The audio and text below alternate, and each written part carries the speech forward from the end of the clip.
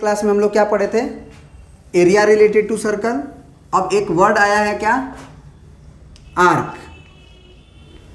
Arc related to circle. अब ये arc क्या होता है बता सकते हो?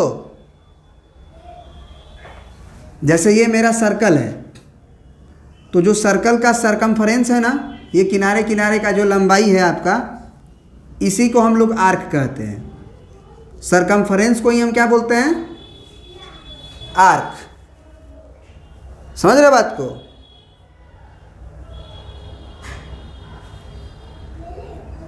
सरकमफरेंस के लेंथ को ही हम क्या बोलते हैं? आर्क लेंथ बोलते हैं। अब वो क्या होगा कि मान लो एक थीटा जो है एंगल बना रहा है सेंटर पे, तो ये आर्क का एक लेंथ होगा कि नहीं होगा? कि अगर सेंटर पे अगर थीटा एंगल बना रहा है, तो ये जो आर्क बना छोटा वाला के लिए और एक बड़ा वाला एंगल के लिए भी आर्क बना, उसकी लंबाई कितनी होगी? उसकी लंबाई कितनी होगी?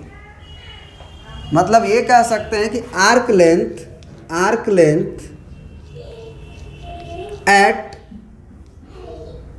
Centre, arc length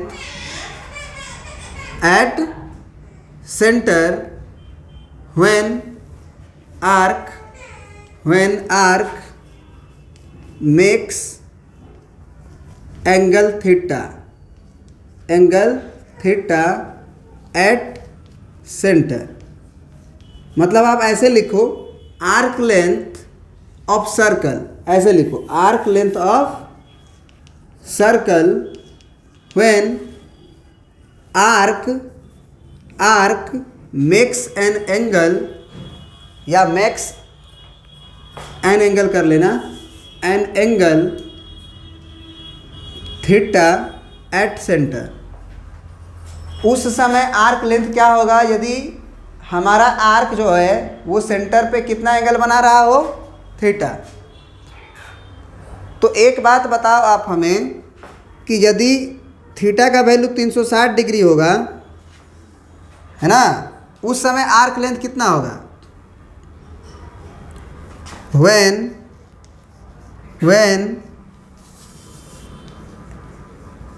angle be 360 degree, then length of arc या आर्क लेंथ क्या होगा? बताओ। सर्कल के सरकमफरेंस के बराबर होगा 2πr, क्योंकि एक पूरा घुमाव हो गया ना 360 डिग्री का। मतलब ये जो आर्क बन रहा था, यहाँ से घूमना शुरू किए तो थीटा हमको कितना बढ़ाना है? 360। तो इसका मतलब ये वाला जो साइड होगा इसको फिर से इसी पे आना पड़ेगा ना, तब न 360 होगा।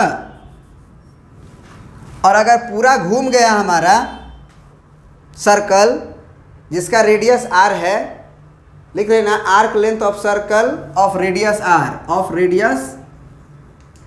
r when arc makes an angle theta at centre.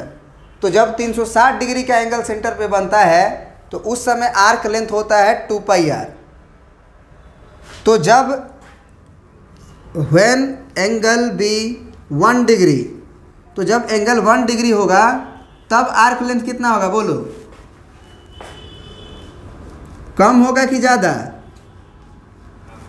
कम के लिए डिवाइड करना पड़ेगा ना, तो 360 से डिवाइड करेंगे, मतलब 2πr डिवाइडेड बाई 360। अब हमको 1 डिग्री पे चाहिए आर्क लेंथ कि एंगल जब थीटा हो तब, तो लिखेंगे when angle be theta then arc length. तो 2πr बटे 360 और गुने थीटा, याद रहेगा? आया समझ में कि नहीं?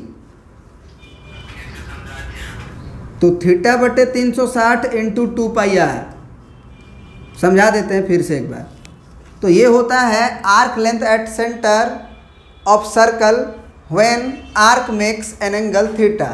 ये आर्क जो है हमारा, ये आर्क ये सेंटर पे थीटा एंगल बनाएगा तो इसका लेंथ कितना होगा।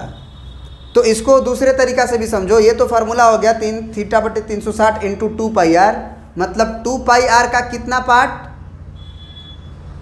θ/360। कैसे आया, तो हमने प्रूफ किया बाकायदे कि यदि अगर इस सेंटर पे पूरा घूर्णन हो जाएगा तो पूरा एक सरकमफरेंस घूम जाएगा, उस समय लेंथ होगा आर्क का 2πr। तो 1 डिग्री केवल घुमाए, पूरा ना घुमा के, तो उस समय आर्क लेंथ बहुत ही छोटा होगा। आर्क लेंथ 1 डिग्री, अगर हम किसी माने ट्रायंगल में किसी 1 डिग्री को खाली घुमाए हैं, 1 डिग्री केवल, तो उस समय आर्क लेंथ बहुत कम होगा। तो 1 डिग्री पे पहले निकाल लेते हैं और फिर थीटा जितना रहेगा उतना पे निकाल लेंगे। तो यही किया गया है कि जब 1 डिग्री हो तो 2πr का 360वां पार्ट बनाएगा आर्क लेंथ। तो जब थीटा हो तो 2π/360, क्योंकि 1 केले का दाम 10 रुपया, तो 10 केले का दाम 100 रुपया, गुना कर दिया जाता है। अब इसको एक दूसरे तरीका के समझो कि ज़रा बताओ कि अगर एक सर्कल है, तो अगर एक सर्कल में हम पूछें कि ये एक क्वाड्रेंट है, एक दूसरा क्वाड्रेंट, ये तीसरा, ये चौथा, इसमें हम पूछें कि इसकी लेंथ कितनी होगी, तो तुम्हें नहीं लग रहा कि 4 पार्ट में बटा है और चारों पार्ट इक्वल है। तो अगर चारों पार्ट इक्वल है एक सर्कल का, तो निश्चित रूप से जो 2πr होगा, 2πr उसका चौथा हिस्सा ये लेंथ होगा। यही नहीं बल्कि ये भी लेंथ वही होगा, ये भी लेंथ वही होगा और ये भी लेंथ वही होगा। होगा कि नहीं होगा, क्योंकि पूरा का लेंथ तो 2πr हो गया, तो उसका चौथा हिस्सा ही ना है ये, तो वो कैसे आया होगा। तो थीटा यहाँ पे क्या डिग्री तुम्हें नज़र आ रहा है, इस आर्क के द्वारा बनाया गया सेंटर पे एंगल क्या डिग्री है। तो यदि तुम थीटा का वैल्यू 90 डालोगे यहाँ पे, तो क्या फार्मूला नहीं आ जाएगा 90/360 और गुने 2πr जब करोगे तो 0 से 0 गया और 9 चौके 36। तुम्हें नहीं नज़र आया कि 2πr डिवाइडेड बाई 4 आ रहा है, जो कि ये है। उसी तरह से अगर तुम थीटा का वैल्यू 180 डिग्री कर दो तो ये पूरा आर्क लेंथ हो जाएगा कि नहीं हो जाएगा। तो ये पूरा आर्क का लेंथ तुम्हें सेमी सर्कल के आर्क के बराबर लग रहा है। तो सेमी सर्कल का आर क्या हो जाएगा, 2πr/2, आधा होगा। 2πr पूरा होता है तो उसका आधा πr। उसमें भी रख के देखो, थीटा का जब वैल्यू 180 डिग्री रखोगे तो 180/360 इंटू 2πr करके देख लो, 180/360 इंटू 2πr करके देखो। 0 से 0 कट गया, 18 दूना के 36, फिर 2 से 2 कट गया, तो πr आया कि नहीं आया। तो ये बात आपको समझ में आ गया कि पूरा सर्कल सरकमफरेंस पे 2πr बनाता है अगर, तो थीटा अगर एंगल बनाएगा तो उस समय सरकमफरेंस की लंबाई यानी कि आर्क की लंबाई 2πr इंटू θ/360 होगा। और एरिया की बात करें तो याद करो जो एरिया पढ़ाए थे कि ये एरिया कितना होगा, तो एरिया क्या था, θ/360 into πr square, θ/360 into πr square था, क्योंकि वो एरिया से रिलेटेड है तो एरिया में θ/360 से गुना होगा। और अगर आर्क होगा, आर्क, तो आर्क का मतलब लंबाई से होता है, तो θ/360 इंटू 2πr, क्योंकि ये सरकमफरेंस की बात होगी, ये एरिया की बात होगी। याद रहेगा फार्मूला कि भूल जाओगे, कौन वाला। पिछले क्लास में हम लोग पढ़े थे कि अगर थीटा एंगल बना रहा है सेंटर पे तो उसका एरिया क्या होता है, θ/360 इंटू πr स्क्वायर। तो एरिया जब पूछेगा अंदर का जगह तो पूरा सर्कल का एरिया πr स्क्वायर होता है, तो उस समय πr स्क्वायर से मल्टीप्लाई करते हैं। और जब सरकमफरेंस यानी कि आर्क लेंथ की बात करें, इतना का बात करें, तो ये पूरा सरकमफरेंस से रिलेटेड है, तो θ/360 में 2πr से गुना होगा। दोनों में θ/360 से ही गुना होगा। लेकिन अगर एरिया ऑफ सेक्टर पूछेगा एरिया ऑफ सेक्टर पूछेगा तो पाई आर स्क्वायर, और सरकमफरेंस का लेंथ पूछेगा तो 2 पाई आर। समझ गए? प्रिंट कर लीजिए इसको।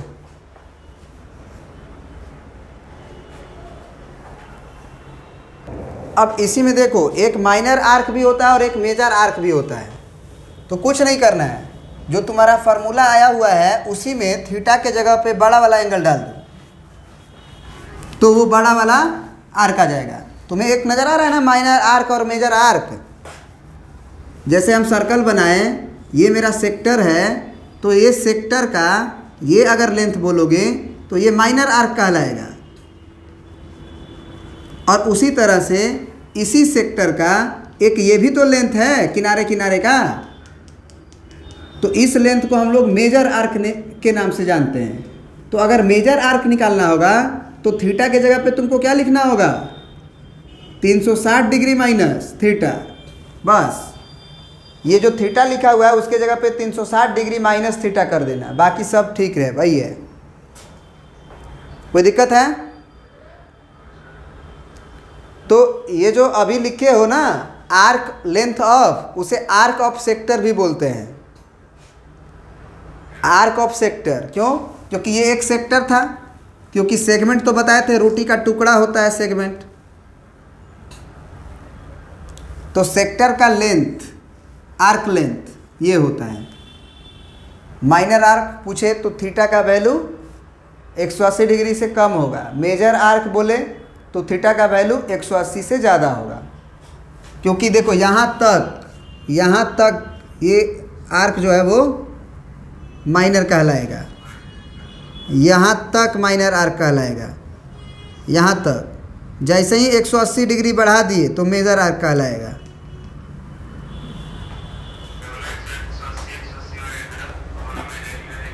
हाँ, अगर दोनों थीटा का वैल्यू 180 आ जाए तो सेमी सर्कल, तब सेमी सर्कल। और सेमी सर्कल के लिए आप थीटा का वैल्यू 180 रखिएगा, तो 180 रखिएगा तो अपने आप पाई आर आएगा। 2 पाई आर होता है ना, तो अपने आप वो 2 आ जाएगा। क्यों? क्योंकि 180 का दुगुना 360 होता है, तो 180 से 2 बार में कट जाता है, तो ये 2 कट जाएगा। उस समय पाई आर निकालना होगा जब थीटा 180 डिग्री हो जाए तब। पूरी तरह से क्लियर हो गया ये? अब इससे रिलेटेड आप क्वेश्चन पूछ सकते हैं हमसे। क्या लिखा हुआ है क्वेश्चन? कि the cost of fencing a circular field at a rate of ₹24 पर मीटर इज 5280। पहले इस वर्ड का मतलब समझिए। पर मीटर दिया हुआ है, मीटर किसका यूनिट होता है? लेंथ का ना। आगे पढ़िए। The field is to be plugged at the rate of RS या ₹0.50 per metre square. Metre square किसका यूनिट होता है? एरिया का। वॉल्यूम का मीटर क्यूब होता है। तो इसका मतलब एक सर्कुलर फील्ड है आपके सामने। सर्कुलर फील्ड मतलब आप फील्ड में हैं, घास के मैदान में है, बहुत बड़ा फील्ड है, और उस फील्ड को किनारे किनारे पर मीटर अगर बोला है 24 रुपया पर मीटर। 2 बार पढ़िए। The cost of fencing fencing मतलब किनारे किनारे को फेंसिंग करना है, घेरवाना है। Field at the rate of ₹24 पर मीटर, मतलब ये किनारे किनारे जो घेर रहा है वो कितना कर रहा है भैया? 24 रुपया ले रहा है 1 मीटर का। और टोटल कॉस्ट कितना आया है उसका? 5280 रुपया आया हुआ है टोटल कॉस्ट। समझ रहे हो ना बात को? द कॉस्ट मतलब कीमत, price of fencing a circular field. Circular field को किनारे किनारे फेंसिंग करने का टोटल कॉस्ट लग रहा है 5280। और 1 मीटर का वो क्या रुपया लिया है? 24। 1 मीटर का वो 24 लिया है, याद रखो। तो ज़रा सोचो कि 1 मीटर का इन 1 मीटर टेक RS 20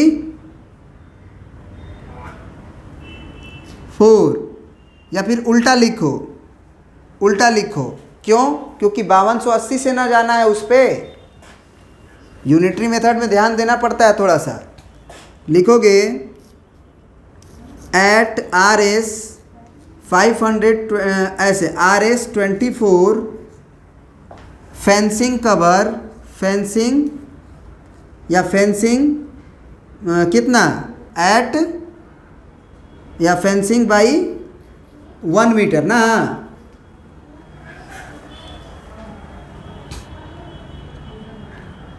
इतना रुपया में कितना करता है? फेंसिंग ऑफ लिखो, fencing of circular field, circular field 1 metre, 1 metre है ना। तो 1 रुपया में कितना करेगा जी? कम करेगा। तो 1/24 तो कितना में कितना टोटल लिया है? तो 5280 में पूरा कवर किया होगा ना। तो इन यहाँ पे इन कर लेना, एट नहीं। इन RS 5280 rupees fencing of total circular field is 1/24 into 5280। अब ये जो 5280 आया है, क्या ये मीटर में होगा? तो क्या यही सर्कल का सरकमफरेंस भी होगा? यही जो आया रिजल्ट है वो सर्कल का सरकमफरेंस होगा, क्योंकि इतना ही कर रहा है ना। 1 मीटर कर रहा था, 24 रुपया ले रहा था, तो 5280 में उतना मीटर किया होगा। तो उतना मीटर लेंथ जो होगा वो जो किया है वही तो सर्कुलर फील्ड का सरकमफरेंस है। तो हम इसको लिख सकते हैं किसके बराबर? 2πr के बराबर, 2πr के बराबर। तो जरा देखो, ये आया 5280 divided by 24 is equal to 2। Pi का वैल्यू बोला है 22/7 और रेडियस हो गया r। अब काटो इसको, है ना, इसको काटो। कितना से काटे बोलो? देखो 6 से काट के देखो तो ऊपर वाला 2 से कट रहा है कि नहीं कट रहा है? नहीं 4 से कट रहा है कि नहीं? 4 से ऊपर वाला कट रहा है ना, क्योंकि लास्ट में 80 है तो 4 से कट जाएगा। 4 का नियम यही होता है कि अंतिम 2 डिजिट कर जाना चाहिए। क्या 3 से कट रहा है ऊपर वाला? 8 2 10, 10 5 15, 3 से भी कट रहा है। तो 3 से भी कट रहा है, 4 से भी कट रहा है, तो 4 तिया 12 से भी कटेगा। तो 12 के टेबल से डायरेक्ट काटो। 12 चौके 48, 49 50 51 52, 4 बचा, 4 और 8 48। 12 चौके 48, कहानी खत्म, 0। 12 दूना के 24, फिर 2 से काट दो। 2 दूना के 4, 2 दूना के 4, 0। अब 22 से 10 बार में कट जाएगा। 22 दाम में 220, और ये 2 से काट दो, 2 5 10। तो आया रिजल्ट 5 बराबर r/7। तो रेडियस कितना आ गया जी?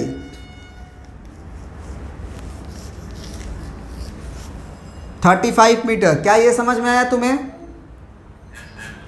अब आगे पढ़ो।